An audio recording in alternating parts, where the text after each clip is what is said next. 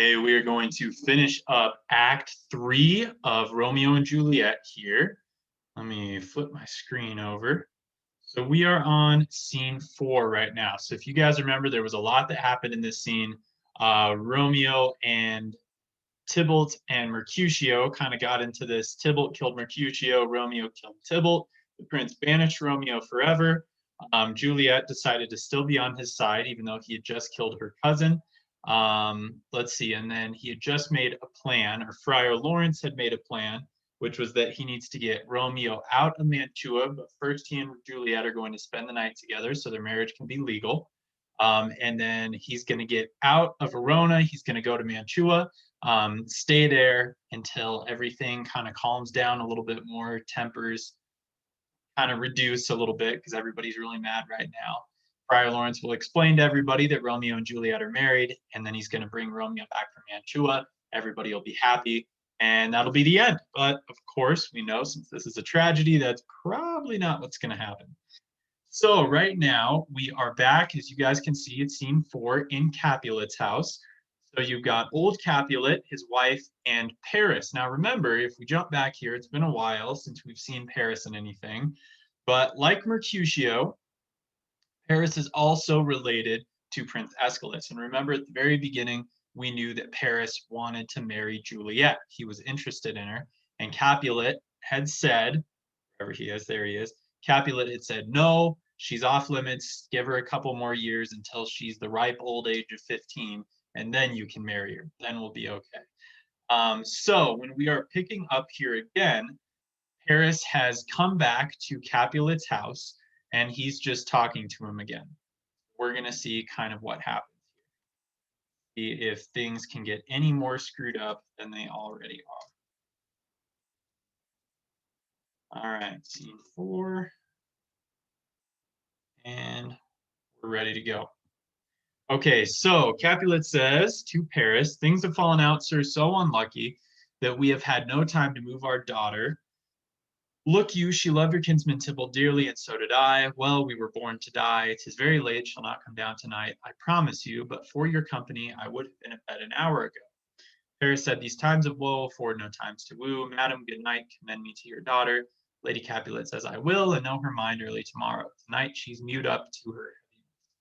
So Capulet basically says, with all this craziness going on, with our cousin Tybalt being killed, we haven't had the time to talk to Juliet about marrying you. And Paris says, oh, that makes sense. Everybody's sad right now, so they don't want to talk about love. Paris offers to go in. Capulet calls him again. Sir Paris, I will make a desperate tender or offer of my child's love. I think she will be ruled in all respects by me, nay more, I doubt it not. Wife, go you to her, ere you go to bed, acquaint her here of my son Paris' love, and bid her mark you me on Wednesday next, but soft, what day is this? So that whole line right there, some of you guys might have picked up on what happened, but Capulet basically says, you know what, let's move this thing forward. You're interested in her at this point too. Keep in mind, the Capulets and the Montagues are really kind of at odds with each other more openly now than they usually are. And there's just been a murder. So if Capulet is able to attach his house to royalty, there are pretty good odds that the prince is going to start seeing things their way a little bit more. So whatever his reason, Capulet in this right here, he says, make desperate tender of my child's love. I think she'll be ruled in all respects by me. So basically, he offers Juliet's hand to Paris in marriage. And then he says, wife, go tell Juliet that she's going to be marrying Paris. And then he says, do you guys want to do it on Wednesday next? So next week on Wednesday, let's have these two be married. So this all happens really, really quickly. Capulet offers Juliet's hand, in marriage to Paris next Wednesday. Which would be great, except for the fact that Romeo and Juliet are married. And then Paris says, Monday, my lord. Capulet says, Monday. Well, Wednesday is too soon. Thursday, let it be. Thursday, tell her she shall be married to this noble earl. All right. So they are going to be married not next Wednesday, but actually on Thursday. So they move it way up. So let's see here. Will you be ready? Do you like this haste? Basically, this is happening really quickly. He's worried that people are going to say, because Tybalt was just killed, that they're not spending enough time to grieve him or kind of take some time to be sad about his death. So he says, therefore, we'll have some half dozen friends in there and end. But what say you to Thursday? So basically, they're just going to have a really small ceremony so that these two are able to just get married really quickly. They won't say that they weren't mourning Tybalt's death. Paris says, my lord, I would that Thursday were tomorrow. So I'll just change this. On Thursday. I was going to add that in another note, but I think we can. Okay. Capulet says, we'll get you gone. A Thursday it be. Go you to Juliet. Go you to bed. Prepare her wife against this wedding day. Farewell, my lord. Light to my chamber. Ho, afore me, it's so very late that we may call it early by and by. Good night. So keep in mind, this is nighttime. This is the same day as the morning that Romeo and Juliet got married. So they were married that morning. Romeo kills Tybalt sometime in the afternoon. And then that night, Paris comes back to Capulet, and Capulet says, you know what? Let's just get the two of you married. We'll do it really quickly this next Thursday, and we'll just have a really small ceremony, so it won't be really big. So that's really all that happens in scene 4. All right, so we are going to jump in right away then, to scene 5. Okay, scene 5. Act 3. This is our last one in Act 3, and it's a little bit longer. All right, so scene 5, they are now in Capulet's orchard. So think about, this is right outside of Juliet's window again. So enter Romeo and Juliet aloft at the window. So this is the next morning. So they did end up spending the night together. So they are now legally, and in the eyes of the church, married, which is going to make Paris's situation a little bit more complicated once we get closer to that. All right, so Juliet and Romeo here are talking about how it's the morning and they love each other so much and they see the sun coming up. At first, Juliet says, no, the sun hasn't come up. You don't have to leave yet. And then Romeo says, you're right. I'll just be taken. I'll be put to death. I'd rather spend more time with you. And then Juliet says, no, no, it is morning. You really do need to leave. Just kind of being cute before, and then when Romeo was serious about it, she was like, no, it's actually, this could be really bad. This is just a picture. All right. And more light, more light, more light and light, more dark and dark are woes. So they spent the one night together, and now that it's morning, remember, Romeo has to get out of Mantua. Enter the nurse hastily. Remember, the nurse knows that the two of them are married. All right, because she was part of the whole plot to get Juliet to the church. So the nurse says, Madam. Juliet says, Nurse. The nurse says, your lady mother is coming to your chamber. The day is broke. Be wary. Look about. And then she runs out. So basically, your mom's coming. Get Romeo out of here. Juliet says, then, window, let in day and let life, or Romeo out. Romeo says, farewell, farewell. One kiss and all descend. And he goeth down, is what it says. So he's climbing down the rope ladder outside of Juliet's balcony. It's still really early. Juliet looks down. Let's see here. And they're all saying goodbye to each other. And then in this line right here, Juliet says, oh God, I have an ill-divining soul. Methinks I see thee now. Thou art so low as one dead in the bottom of a tomb. Either my eyesight fails or thou lookest pale. So as she sees Romeo going down the rope ladder in the really early light of the morning, he looks dead, which is a little bit of foreshadowing. Romeo says, and trust me, love, in my eyes, so do you. So basically, from his point of view in the early morning light, she also looks dead. And then he says goodbye and leaves. So we're just going to put Romeo and Juliet and the night together. Romeo has to leave the city early because of is exile or banishment. Not allowed to be in the city. If someone finds him there, they are legally allowed to kill him.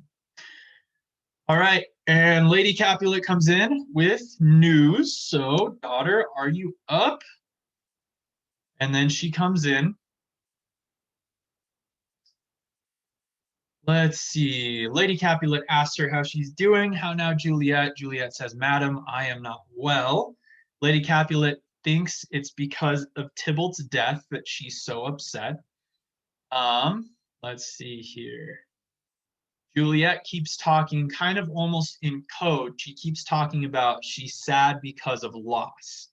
And Lady Capulet takes that to mean the loss of Tybalt, but what she actually means is Romeo having to leave. So they go back and forth here. Let's see. Well, girl, thou weepest not so much for his death as that villain lives which slaughtered him. So they kind of go back and forth here. Lady Capulet says, you're really sad because of Romeo. And Juliet says, you're right. I am sad because of Romeo. And Lady Capulet is meaning she's sad because Romeo killed Tybalt. Juliet, again, is meaning she's sad because Romeo is her new husband, just had to leave because he's. Lady Capulet in this line right here says, oh, don't worry, you won't have to weep about him for much longer. She says, I'll send one in Mantua where that same banished runagate, Romeo, doth live. Shall give him such an unaccustomed dram, and if you look on this side, it would be a measure of poison, that he shall soon keep Tybalt company, and then I hope thou wilt be satisfied. So Lady Capulet says, don't worry, we're going to hire an assassin to poison Romeo in Mantua, and then you'll be fine. And Tybalt's death will be avenged.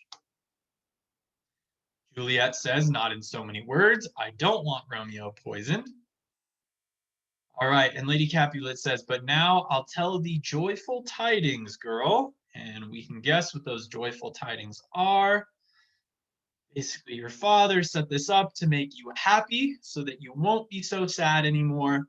Juliet says, what day is that? Lady Capulet says, marry my child early next Thursday morn. The gallant young and noble gentleman, the County Paris at St. Peter's Church, shall happily make thee there a joyful bride. So Lady Capulet has good news.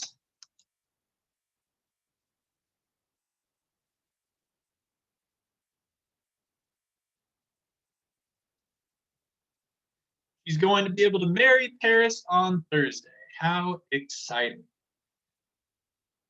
Juliet responds, as you might imagine, somebody who's just been married would respond if told that they were supposed to marry someone else. She says, now by St. Peter's Church in Peter 2, he shall not make me there a joyful bride. So he hasn't even come to woo me yet. And then she says right here, and this might have made some of you guys a little bit confused. Remember, they were talking about Romeo and kind of understanding two different things about him.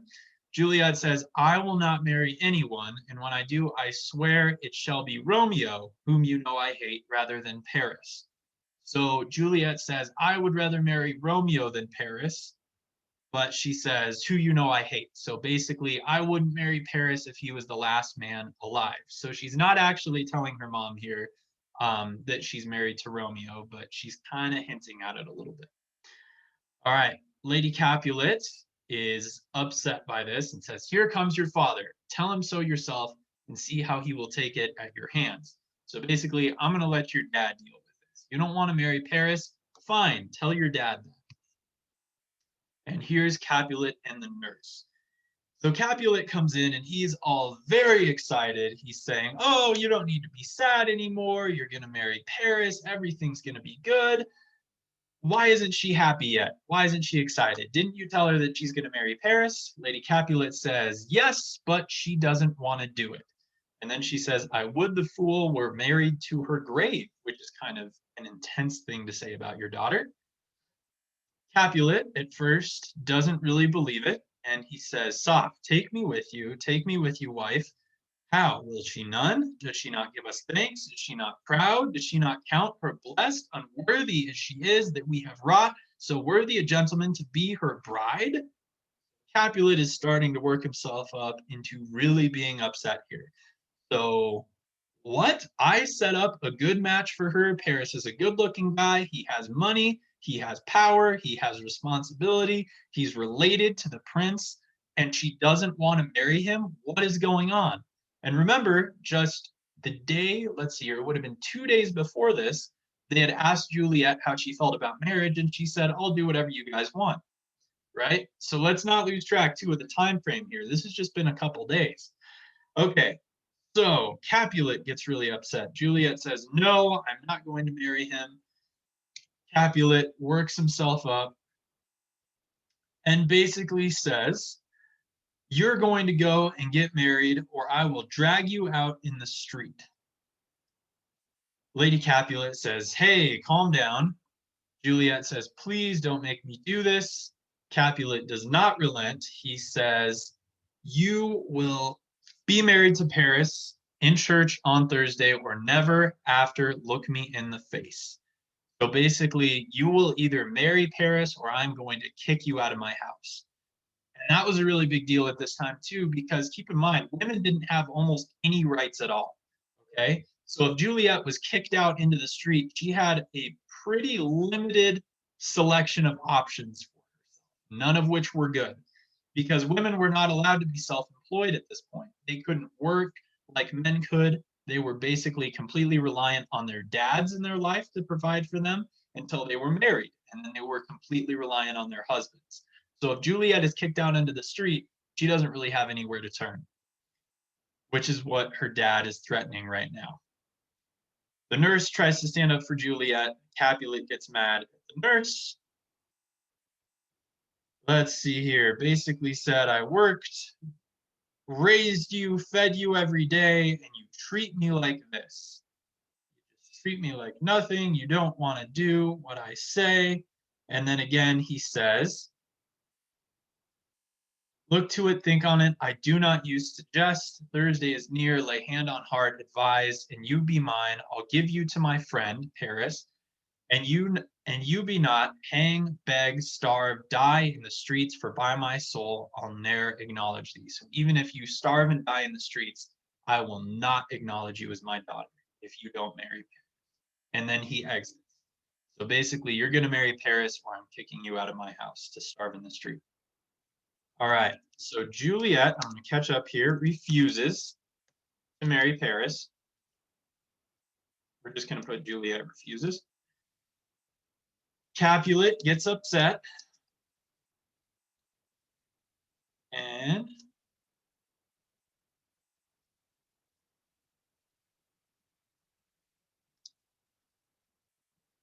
threatens to throw Juliet out of his house. Juliet then turns to her mom and kind of looks for some amount of compassion, some amount of sympathy. Because remember, her mom had Juliet when she was 13. So she's hoping maybe there's a little bit of compassion there. She's been through this before. Lady Capulet says, talk to me not, for I'll not speak a word. Do as thou wilt, for all have done with thee. And then she leaves. Lady Capulet's not on her side either. Now Juliet turns to the last person in the room, the nurse. Because remember, the nurse knows that she's actually married to Romeo. So she says, what are we going to do? What options do we have here? How are we going to get out of this? And the nurse kind of stabs her in the back a little bit here. She says, Romeo's banished. He's never coming back to the city. The county, or Paris, remember the county Paris is this title. The county Paris is a great guy. He has money, he has land, he's a lovely gentleman. Romeo's a dishclout to him. Compared to him, Romeo's like an old dish rag. Paris is a beautiful man and he has money. You should just marry him. Romeo's never allowed to come back anyway, and the marriage was secret. So she turns to the nurse, and the nurse basically shoots her down. Juliet can't believe it at first, because remember, the nurse raised her. The nurse is more like her mom than her actual mom is. So she says, speakest thou from thy heart? The nurse says, yes. And Juliet says, well, you have comforted me a lot by telling me to just marry Paris. Go in and tell my lady or my mother I'm gone, having displeased my father, to Lawrence's cell to make confession and to be absolved. So she's going to go to Friar Lawrence's. She tells the nurse so that she can make confession and be absolved of the sin of refusing what her father told her to do. The nurse says, marry I will, and this is wisely done. So the nurse thinks Juliet is on her side and has changed her mind. She leaves, And then Juliet calls after her, ancient damnation, O most wicked fiend. So she calls the nurse an ancient damnation and a fiend. She says, let's see here. She says basically right here, she used to be on Romeo's side and now she's on Paris's. She turned her back on him. She changed her minds. Go, counselor, thou in my bosom henceforth shall be twain, all to the friar to know his remedy. So basically, I'll go to Friar Lawrence because he's her last hope and see if he has a plan for this. If all else fails, myself have power to die. So basically, if she is not able to, if she and Friar Lawrence can't work out a plan, she is going to kill herself to avoid having to marry Paris and turn her back on Romeo. All right, let's see here. Lady Capulet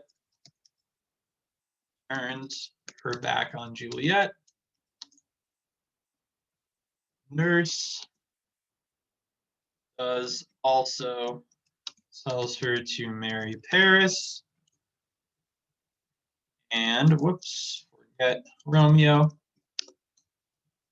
Juliet decides to go to Friar Lawrence for a plan or else. All right, so that is it for scene, now, yeah, scene 5, but that is it for Act 3. So we are completely done with Act 3. This is the last quiz you guys will have. So it'll be the same setup as before. You've got the study guide, you've got the booklet. Make sure to do that booklet as well, even if it's just by yourself. If you're confused about some of the answers to those questions in the study guide, those are all going to be in the booklet. So if you're kind of not sure about some of the answers, play the booklet. Even if you get them wrong the first time, you'll be able to see which answer was correct, and then you can have that correct on your study guide. All right, enjoy the rest of your day, guys. I hope you, hope you have a good rest of your day. Miss you guys. Email me with any questions or anything.